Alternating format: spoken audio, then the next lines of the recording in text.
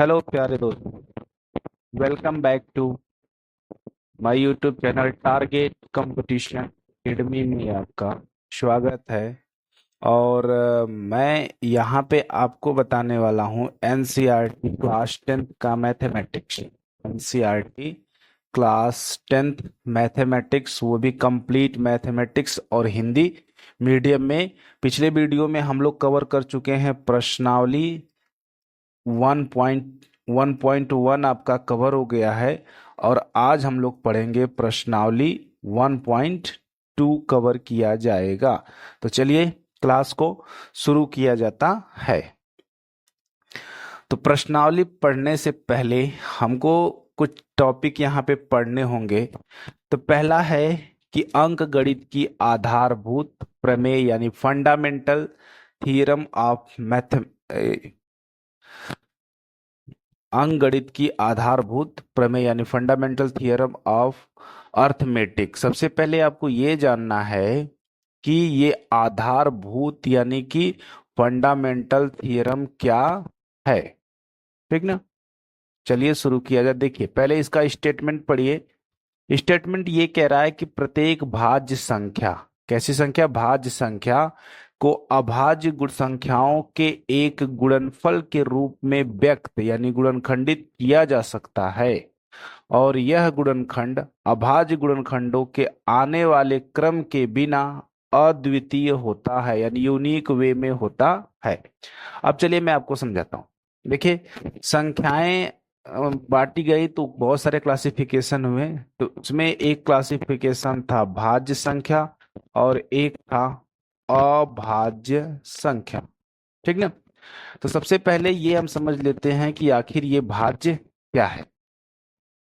भाज्य का मतलब ऐसी संख्याएं जो विभाजित होती हैं। क्या होती हैं? विभाजित होती हैं, कटती। ठीक ना। और अभाज्य का मतलब ऐसी संख्याएं जो ये भी विभाजित होती हैं। अब घबराइएगा मत, दोनों संख्याएं विभाजित है, लेकिन अभाज्य संख्या केवल एक से और अपने आप यानी स्वयं से विभाजित होती है और किसी से विभाजित नहीं है।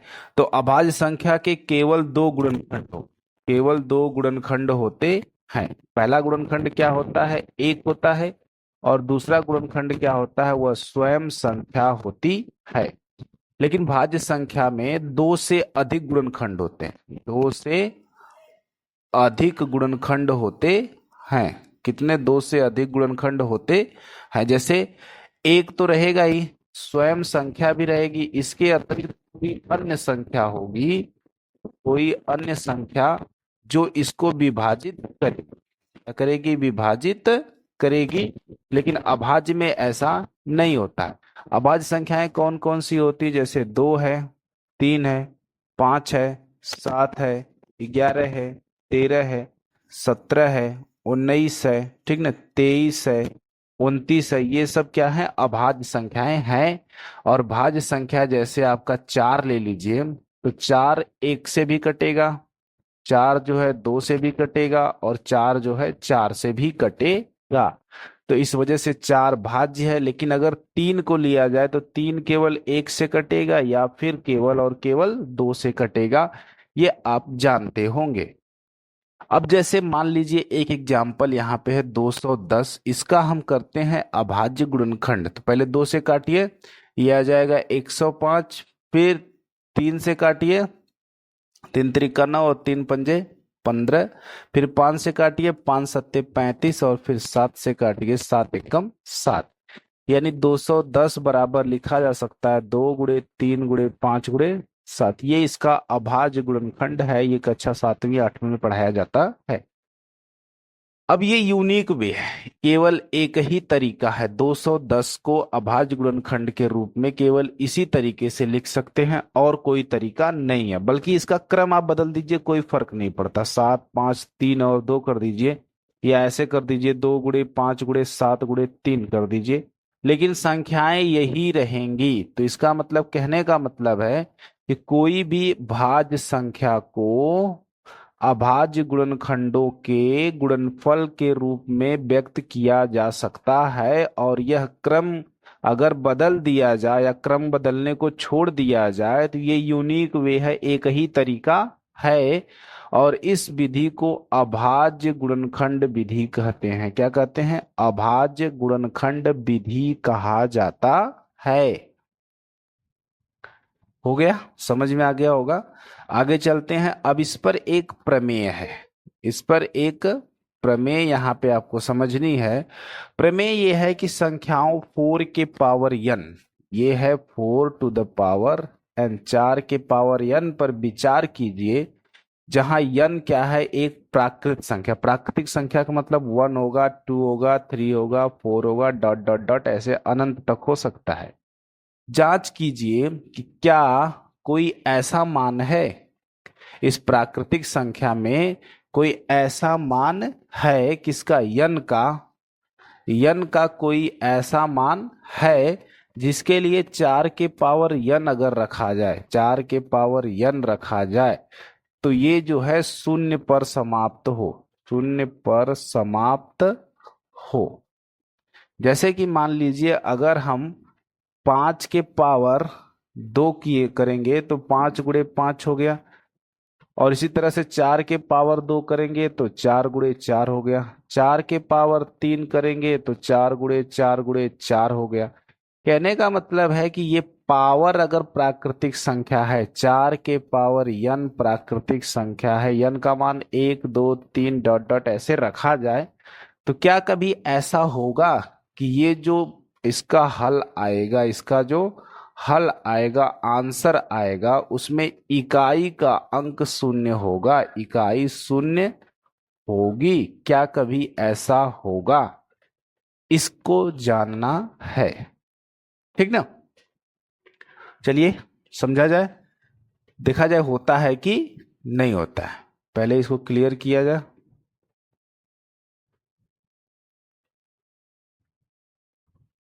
हाँ, अब देखिए,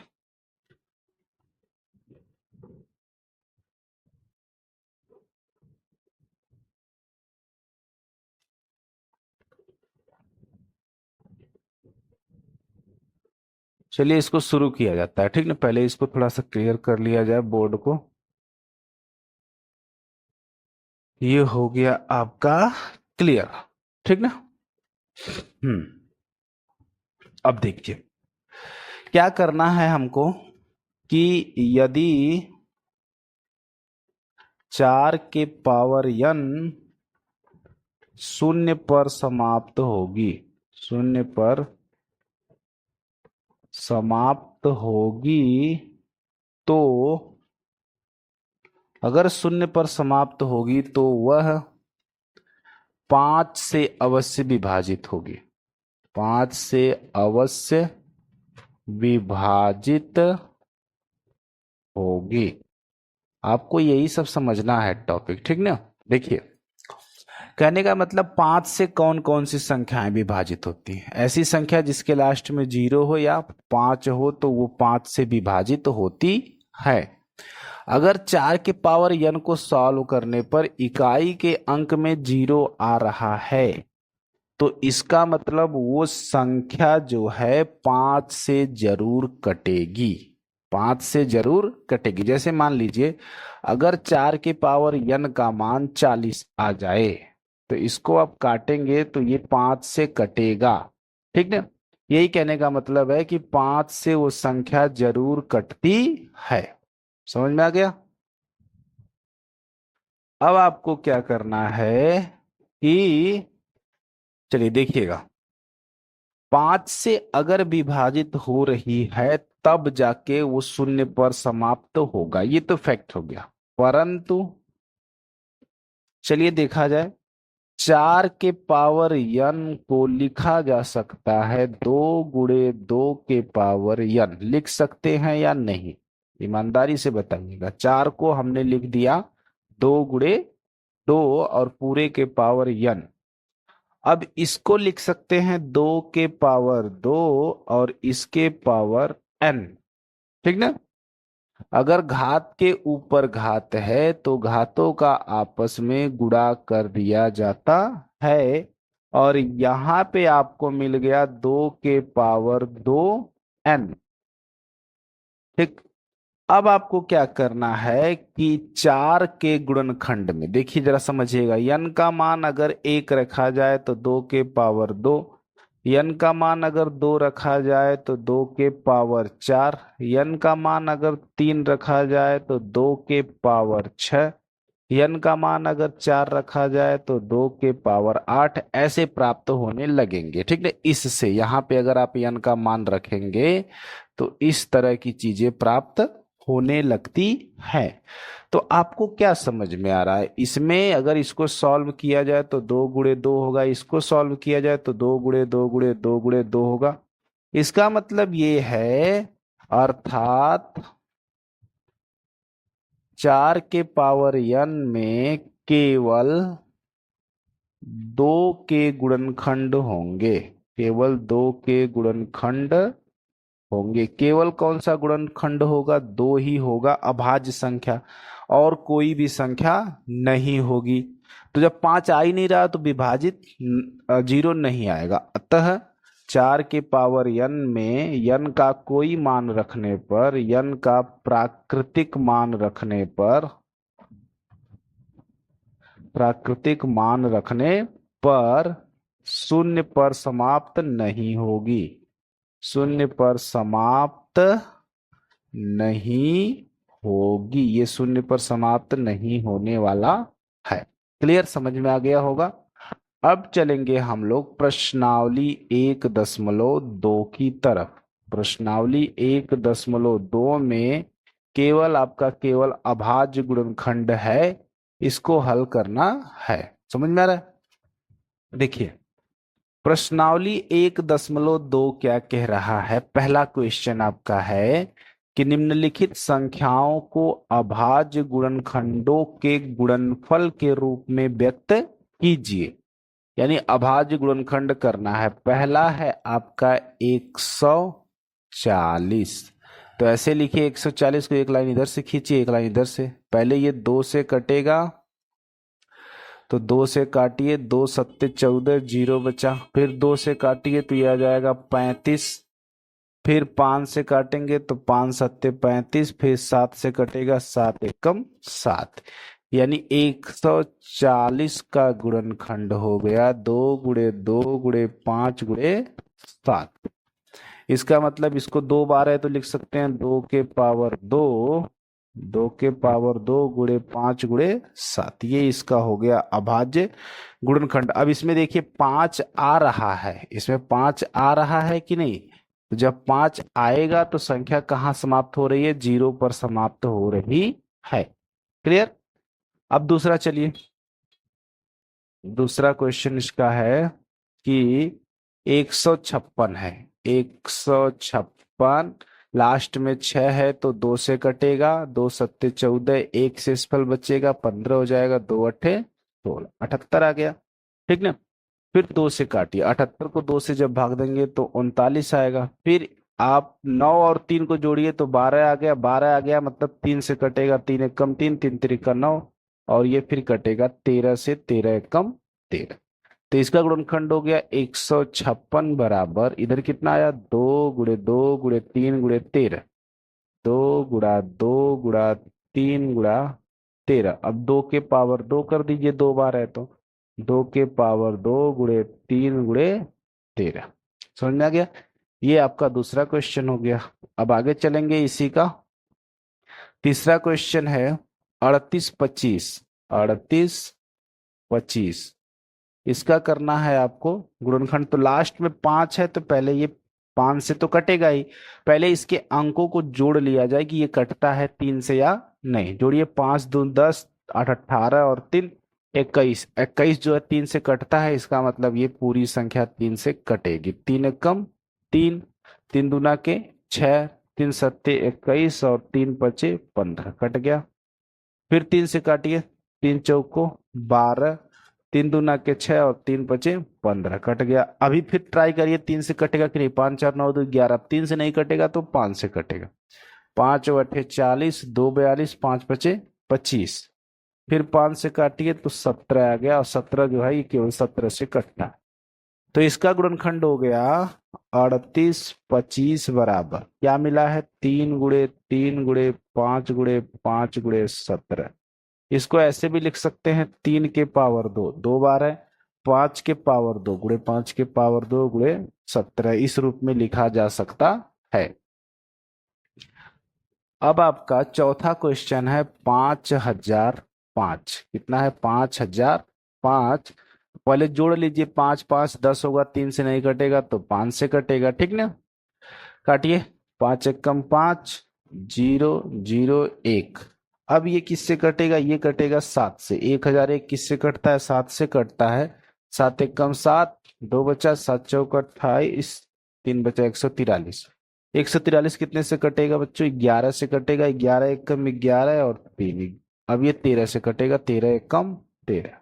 तो 5005 बराबर लिख सकते हैं 5 × 7 × 11 × 13। ये आपका आंसर हो जाएगा ठीक ना। अगला क्वेश्चन है पांचवा इसका है 74 29। 74 29 कुछ आपको याद रख लेने होंगे जैसे 74 29 17 से कटेगा 17 चौका 4 बार जाएगा फिर 3 बार जाएगा फिर 7 बार जाएगा। अब ये 19 से कटेगा 2 बार जाएगा 3 से और ये 23 से कटेगा 23 से कम 23। अब 74 29 का जब गुणनखंड करेंगे तो 17 × 19 × 23 आपको मिलेगा आंसर इसका ठीक ना। चलिए ये हो गया गुणनखंड आपको आता होगा। अब चलेंगे दूसरे क्वेश्चन की तरफ। क्वेश्चन नंबर 2 कह रहा है कि पूर्णांकों के निम्नलिखित युग्मों के HCF क्या निकालना है HCF और LCM ज्ञात कीजिए तथा जांच कीजिए कि क्या दो संख्याओं का गुणनफल जो होता है वो HCF × LCM वाला फार्मूला सही है या नहीं सही है, इस फार्मूले पर सेट होता है या नहीं होता है ठीक ना। चलिए लगाया जाए। हाँ तो इसमें पहला है 26 और 91। तो पहले आप 26 का गुणनखंड कर लीजिए। इधर 26 का करेंगे तो 2 से कटेगा 13 आएगा फिर 13 से कटेगा 1 आएगा। तो आप लिखेंगे 26 बराबर 2 × 13। फिर 91 का करिए 91 का करेंगे तो 9 1 10 ये कटेगा 2 से नहीं कटेगा 3 से नहीं कटेगा 5 से नहीं कटेगा ये कटेगा 7 से 13 7 51 फिर 13 से काटिए 13 × 1 = 13। तो 91 को लिख सकते हैं 7 × 13 ठीक है। अब आपको क्या लिखना है पहले लिखना है HCF उसके बाद लिखना है LCM। दो चीजें निकालनी है। तो HCF के लिए केवल कॉमन वाला उठाते हैं। ये देखिए ये 13 जो है दोनों में ये आपका हो गया कॉमन। तो HCF बराबर हो जाएगा 13 सही है।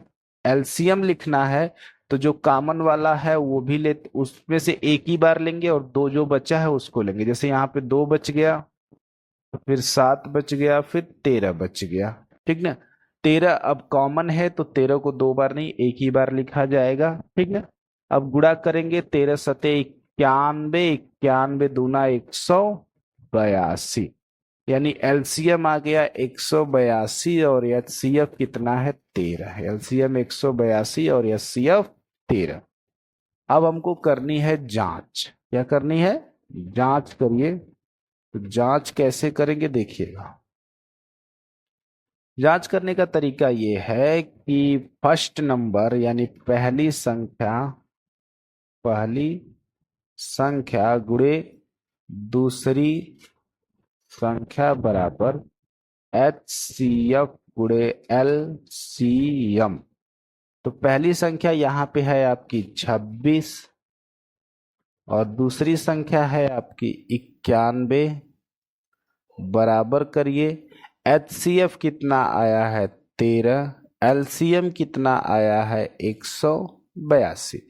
दोनों का अलग अलग गुणा कर दीजिए। जब 26 का 91 में गुणा करेंगे तो ये आपको मिलेगा 2366 बराबर। जब इसका इसमें गुणा करेंगे तब भी आपको मिलेगा 2366। अगर ये बराबर आ रहा है तो आप लिखेंगे सत्यापित है यानी जांच हो गई है। समझ में आ रहा है? ठीक ना? या आप लिख सकते हैं सही है, कुछ भी लिखिए। ठीक, ऐसे लगाएंगे। दूसरा सवाल इसका कह रहा है कि 510 और है 92, इन दोनों का आपको निकालना है एलसीएम एचसीएफ, और फिर उसके बाद जांच करनी है। तो सबसे पहले आप 510 डिवाइडेड, इसको फैक्टर बनाइए, 2 से काटेंगे, 2 दूना के 4, एक बचा, मिलके 11 हुआ, 2 पच्चे 10 और 2 पच्चे 10। ठीक ना? फिर देखिए ये 5 से तो कटेगा ही, लेकिन 3 से ट्राई करते हैं, अंकों को जोड़िए, 5 5 10 2 12, 12 3 से कटता है तो ये संख्या भी 3 से कटेगी। 3 बटे 24, 1 25 और 3 पचे 15। ठीक है? अब 5 से काटिए, तो 5 से काटेंगे तो आ जाएगा 17, और 17 1 से काटेंगे 1 आ जाएगा। यानी 510 बराबर लिख सकते हैं 2 गुणे 3 गुणे 5 गुणे 17, लिख सकते हैं ना? इसी तरह से 92 को क्या लिखा जाएगा, तो 92 का पूर्णखंड बनाइए। 92 को काटेंगे, 2 से कटेगा, 2 चौको 8, 2 छक्का 12, फिर 2 से काटेंगे 23 आएगा, फिर अब जो 23 है वो 23 से ही कटेगा। सही है? तो इसका गुणनखंड हो गया 2 गुणे 2 गुणे 23। ठीक। अब आपको लिखना है एच सी एफ क्या होगा और एल सी एम क्या होगा। तो एच सी एफ के लिए पहले कॉमन वाला ढूंढिए। ये देखिए दोनों कॉमन है, 2। तो यहाँ पे कॉमन में आप 2 लिख दीजिए गुणे, और कुछ कॉमन मिल रहा है? नहीं मिल रहा है। तो एच सी एफ कितना हो गया, केवल और केवल 2। इसको हटाइए, एच सी एफ कितना आया, 2 आया। समझ में आ रहा है? एलसीएम लिखिए, तो जो कॉमन है उसमें से 1 लिखा जाएगा, 2, और बचा हुआ यहाँ पे 2 है, ये लिखिए गुणे। यहाँ पे बचा हुआ 3 है, ये लिखिए गुणे। यहाँ बचा हुआ 5 है, ये लिखिए गुणे। यहाँ बचा हुआ 17 है, ये लिखिए गुणे। 23 है, ये लिखिए। ठीक है? अब इसका गुणा आपको करना है, तो गुणा कैसे करेंगे, पहले इस छोटे वाले का गुणा कर लीजिए। 5 तिहाई 15 दूना के 30, 30 दूना के 60, 8 गुणे 17 गुणे 23 मिला। अब 17 और 60 का गुणा करिए, फिर सबका गुणा करेंगे तो ये आ जाएगा 23,460। कितना मिला, 23,460। अब आपको करनी है जांच। जांच कैसे करेंगे, first number into second number बराबर एल एच सी एफ गुणे एल सी एम। तो फर्स्ट नंबर क्या है आपका बच्चों, 510 है, इंटू सेकेंड नंबर आपका है 92, बराबर एच सी एफ आया है 2, और एलसीएम बड़ा सा आया है 23,460। अब जब दोनों का गुणा किया जाएगा तो ये मिलेगा 46,920, इधर मिलेगा।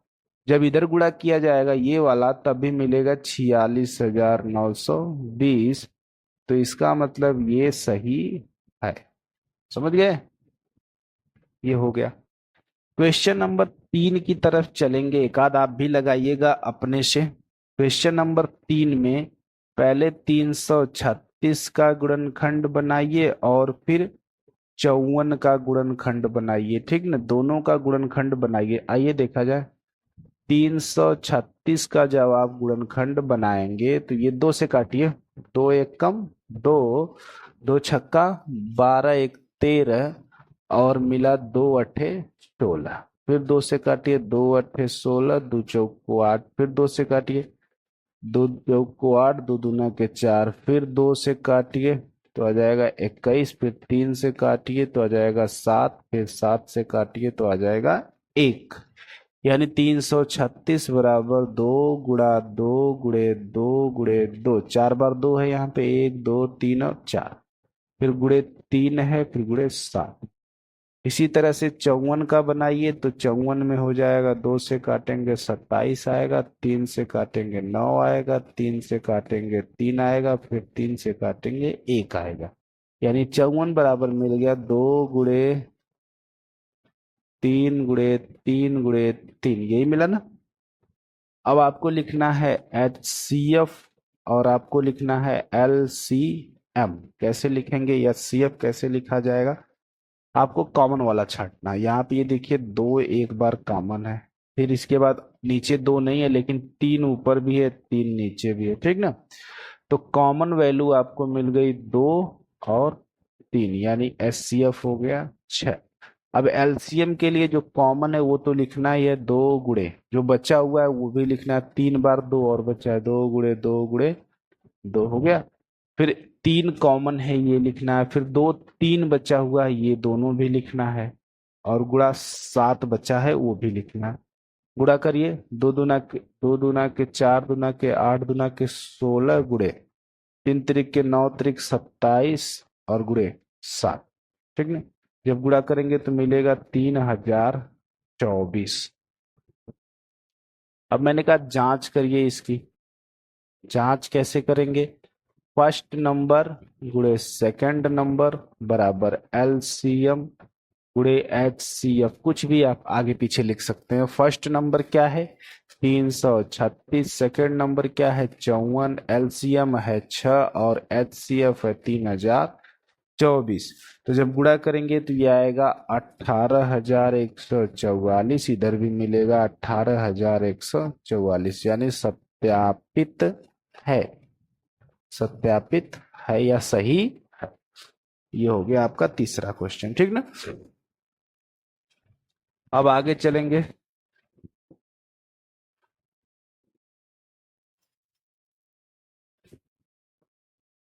क्वेश्चन नंबर 3 है। क्वेश्चन नंबर 3 ये कह रहा है कि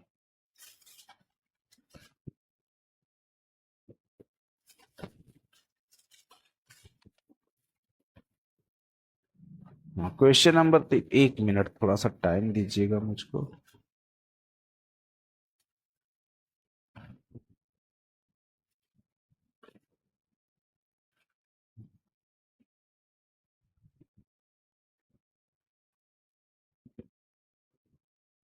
चलिए, क्वेश्चन नंबर ये कह रहा है कि अभाज्य गुणनखंड विधि द्वारा निम्नलिखित पूर्णांकों के HCF और LCM ज्ञात कीजिए। सेम प्रोसेस है, अभाज्य गुणनखंड करना है तो पहले 12 का गुणनखंड बनाइए, फिर 15 का बनाइए, फिर 21 का बनाइए, ठीक ना। तो 21 का 3 सत्ते 21, 7 एकम 7।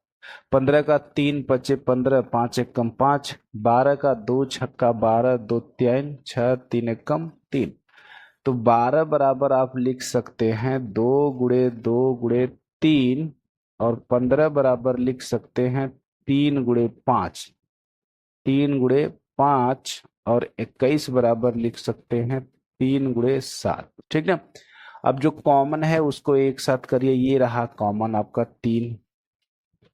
तो जो कॉमन होता है वही आपका HCF है। HCF बराबर 3 और LCM बराबर जो बचा हुआ है उसको लिखो ना, 2 गुणे 2 गुणे 3 कॉमन है एक ही बार, गुणे 5 गुणे 7।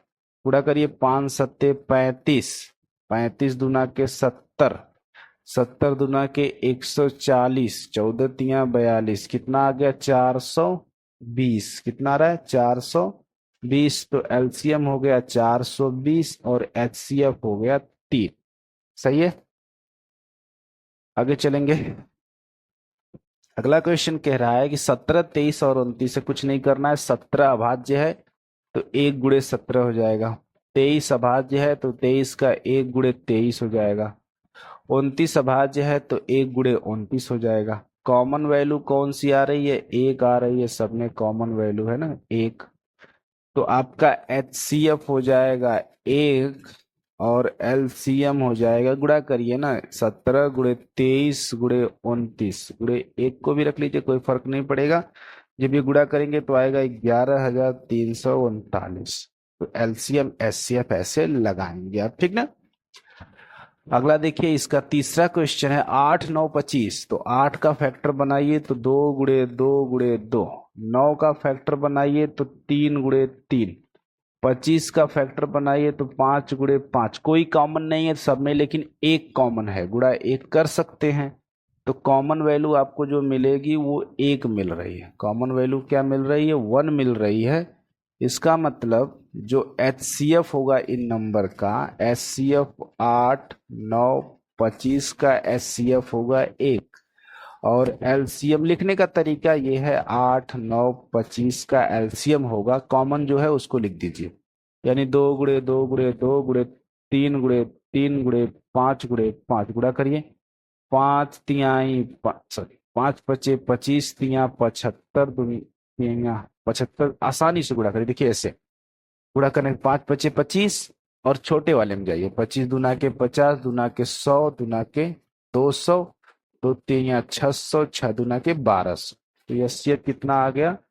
1200 आएगा। छत्री का 1800 गुणा कर लीजिएगा, इसका LCM आ गया 1800। समझ में आ गया? चलिए आगे चलेंगे।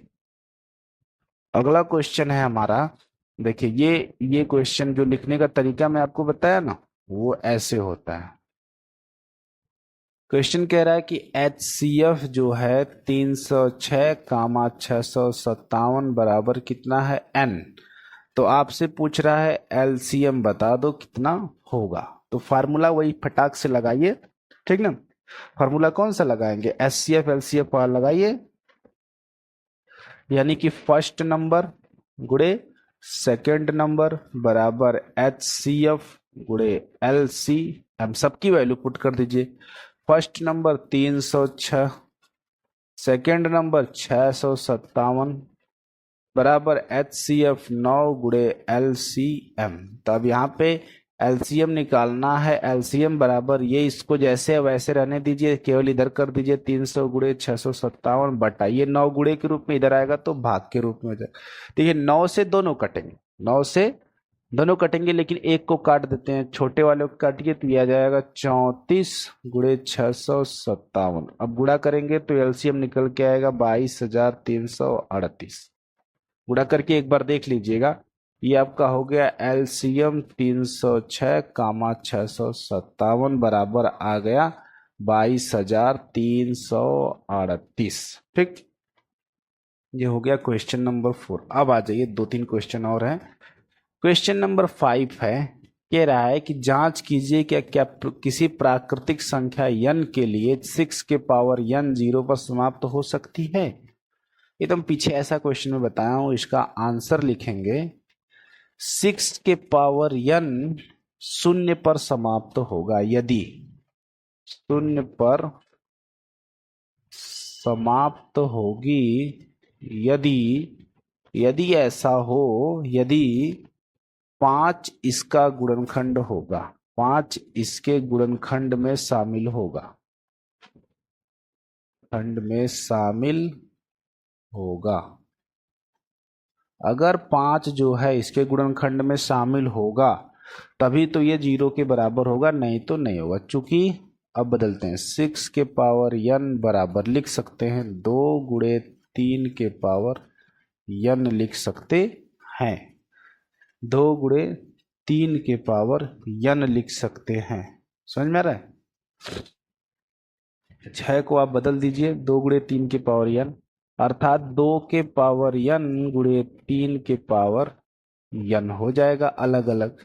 अर्थात गुणनखंड में कौन शामिल होगा? अर्थात गुणनखंड में केवल 2 तथा 3 शामिल होंगे। गुणनखंड में कौन कौन शामिल हो रहा है? 2 होगा और 3 होगा। अतः 6 के पावर n के किसी प्राकृतिक मान के लिए, किसी प्राकृत मान के लिए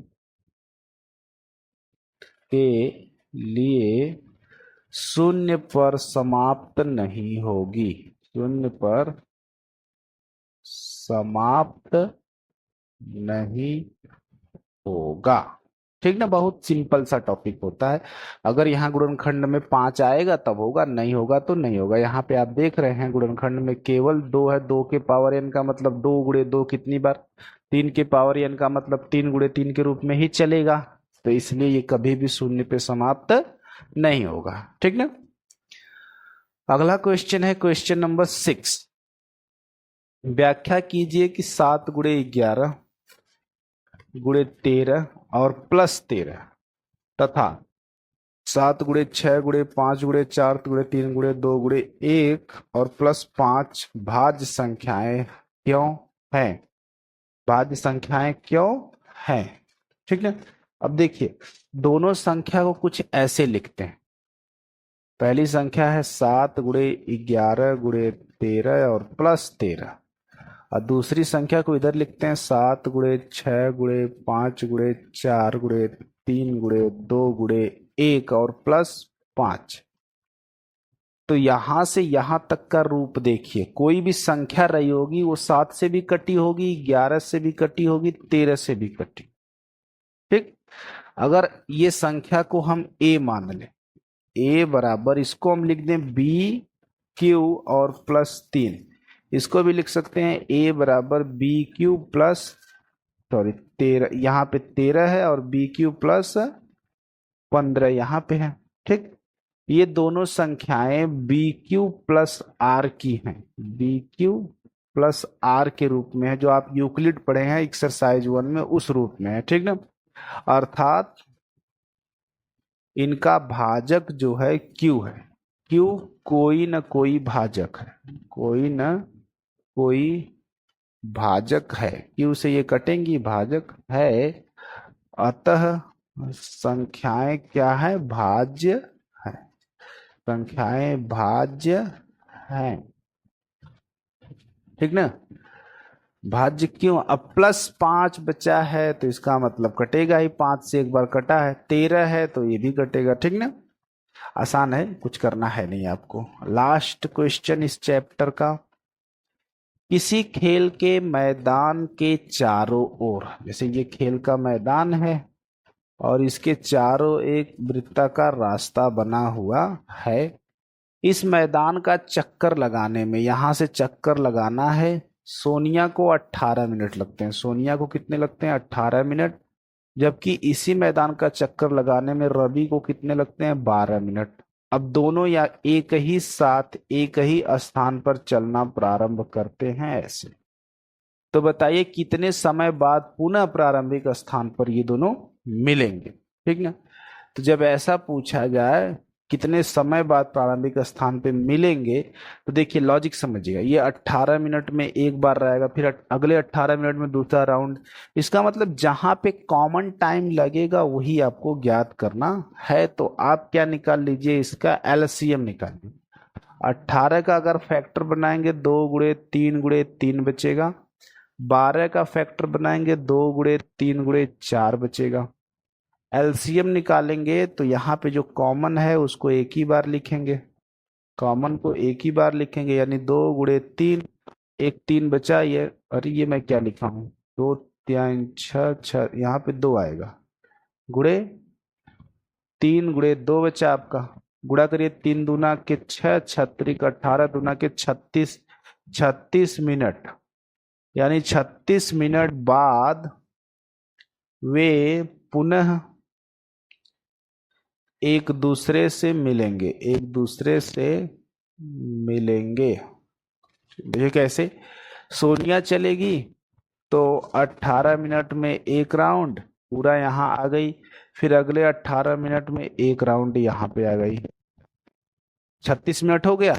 रवि चलेगा तो 12 मिनट में एक राउंड, फिर 12 मिनट में दूसरा राउंड, फिर 12 मिनट में तीसरा राउंड, यानी रवि का तीसरा राउंड रहेगा और सोनिया का दूसरा राउंड, दोनों एक सीट में आ जाएंगे, अर्थात फिर से एक दूसरे से मिल जाएंगे।